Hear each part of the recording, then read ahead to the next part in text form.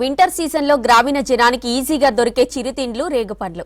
రేగుపండ్లు రుచికే కాదు ఆరోగ్యానికి ఎంతో మేలు చేస్తుండటంతో ఈ సీజన్లో దొరికే వీటికి అధిక డిమాండ్ ఉంటుంది. మార్కెట్లో తక్కువ ధరకు దొరుకుతుండటంతో పిల్లలు ఇష్టంగా కొనుక్కొని తింటుంటారు.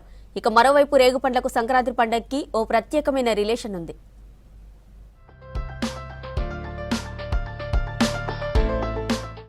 ఊర్లలో దొరికే రేగుపండ్లు సీజన్లో టౌన్లలోని మార్కెట్లలోనూ అందుబాటులో ఉంటాయి. సంక్రాంతి పండుగకు రేగుపండ్లు మార్కెట్లోకి వస్తాయి. సంక్రాంతి పూజలతో పాటు పిల్లలకు పోసే భోగి పండ్లలో వీటిని ఉపయోగిస్తారు. సీజన్లో దొరికే రేగుపండ్లు తినడం వల్ల శరీరానికి అనేక రకాలైన పోషకాలు అందుతాయి. రక్తహీనత సమస్య నుంచి బయటపడొచ్చు. రేగుపండ్లు తీసుకోవడం వల్ల పలు రకాల అనారోగ్య సమస్యలు తగ్గించుకోవచ్చు అంటున్నారు డాక్టర్లు.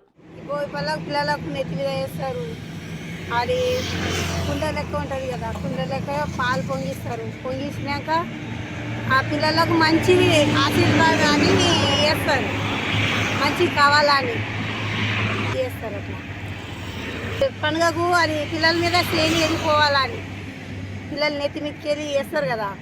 అవి పూలు పండ్లు పలారం అన్నీ ఉంటాయి.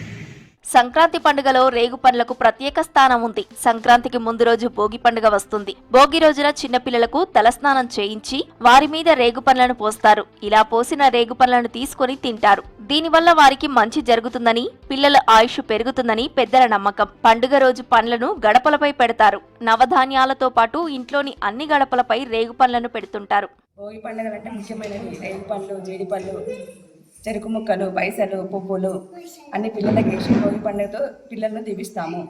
ఉత్తరాయణం నుంచి దక్షిణాయనంలోకి వెళ్తుంది కాబట్టి చీడపీడలు పోవాలని చిన్నపిల్లలకు ప్రత్యేకంగా చేస్తారు భోగి పనులు.